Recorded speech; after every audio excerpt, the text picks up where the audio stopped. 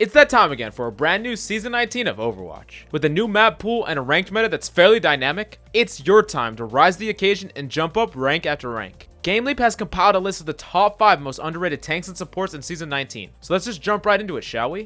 Do you want in-depth guides telling you everything you need to know to improve? Then come give our website a shot. GameLeap.com has hundreds of guides over every character in the game to ensure that you're prepared for any meta. Every single guide is made by Grandmaster players, so you get the absolute best tips and strategies out there, all in the same spot. So what are you waiting for? Come check us out in the links down below.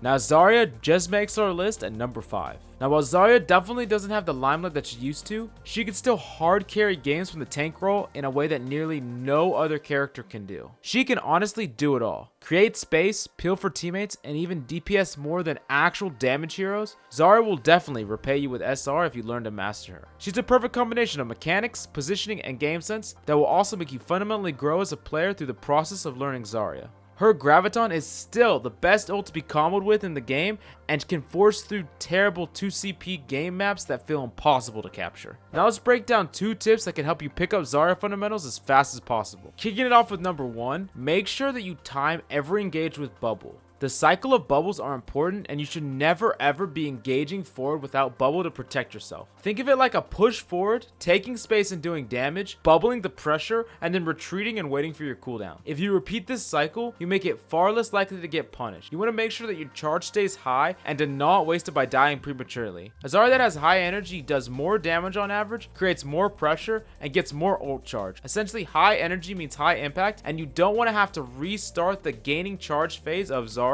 You want to make sure that you maintain that high energy by not getting punished. Next up, I need to clear up some misconceptions behind the possibilities of right click. Firstly, when trying to regroup with teammates or trying to make a high jump, timing right click at the same time you jump does some self damage but lets you move faster and higher. While your shields regain health, there is literally no reason not to do this when getting back from spawn in order to get there faster. Also, while your right click takes 25 total ammo, it will still shoot even if you only have 1 ammo left in the chamber. The highest DPS is left clicking down to 1 ammo and then right clicking to finish. Lastly, right click will fly the exact same as a Graviton would, so you can use your right click to line up the perfect Graviton by getting an outline in advance. Moving on to the next hero on the list is a support, Ana, at 4. Now Ana is one of the most dynamic heroes to play in the whole game. She might have the highest skill ceiling in the game and is incredibly fun to learn and play. Using a combination of 2 different aim styles and mechanically difficult abilities, Ana is definitely a difficult hero to learn, however so very rewarding when you master her.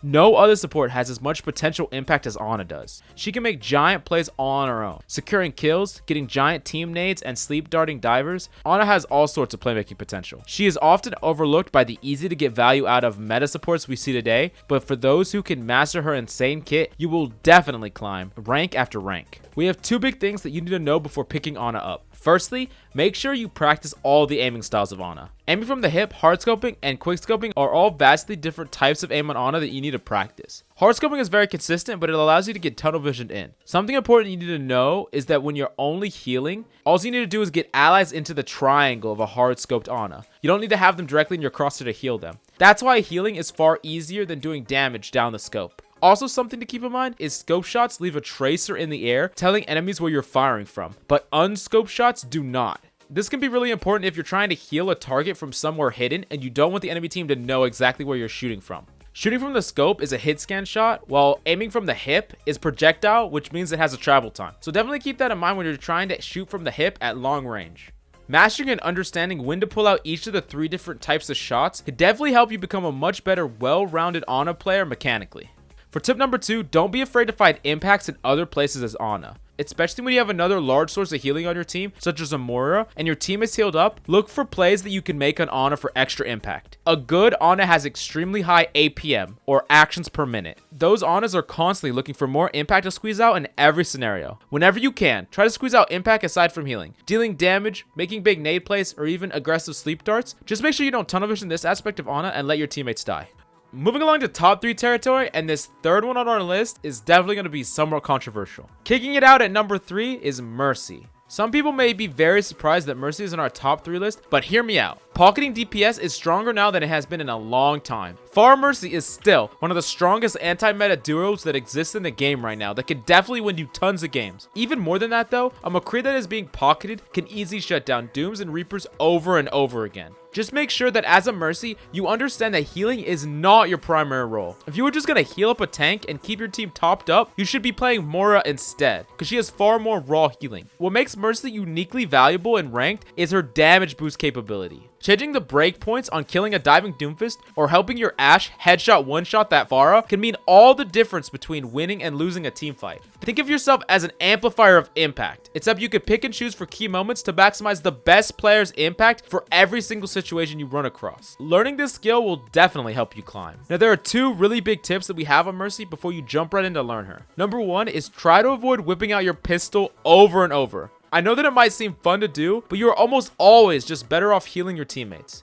I can't tell you how often I see Mercies do it over and over and let their team die and get next to zero impact. If you want to have direct impact by doing damage, honestly, you should pick another hero. Mercy is all about supporting, enabling, and amplifying people on her team, not necessarily making plays herself. Moving along to number 2, this is something that's really important that a lot of Mercies get wrong, but make sure you try to use Valk preliminary to team fights. As you're engaging or the enemy team is engaging, you want to pop Valk. Far too many Mercies wait to use Valk in an already losing team fight. If you could amplify the damage of your team while the enemy engages, it could potentially be an even better Orisa supercharger that can help your team build ult charge as well as get picks and keep you safe. Don't neglect this tip because it's really vital for you to understand his Mercy. Moving along to number 2, and we have another hero that you might not expect, and it might be somewhat controversial.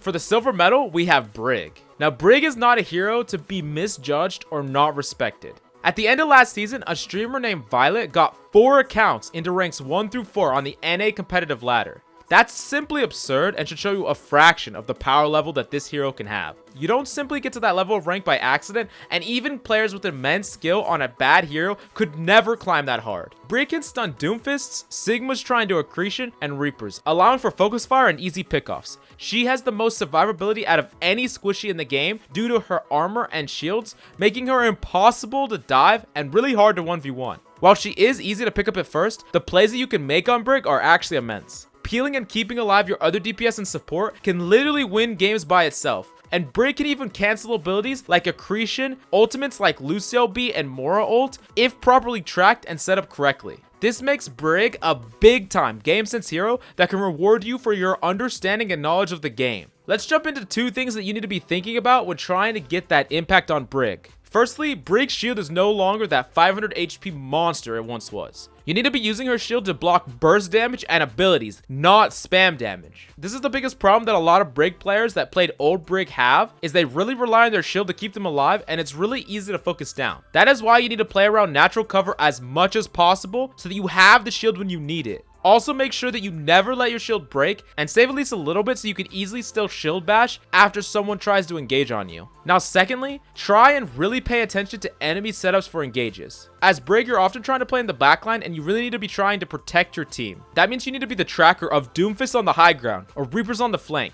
Don't chase them down, but instead be ready to punish them and get them away from your team and know just what cooldowns they have online. The last thing you want to do is waste your bash when the Reaper drops down behind your team and death blossoms and you can't stop it because you wasted shield bash. Try to keep track of their ultimates and their engages.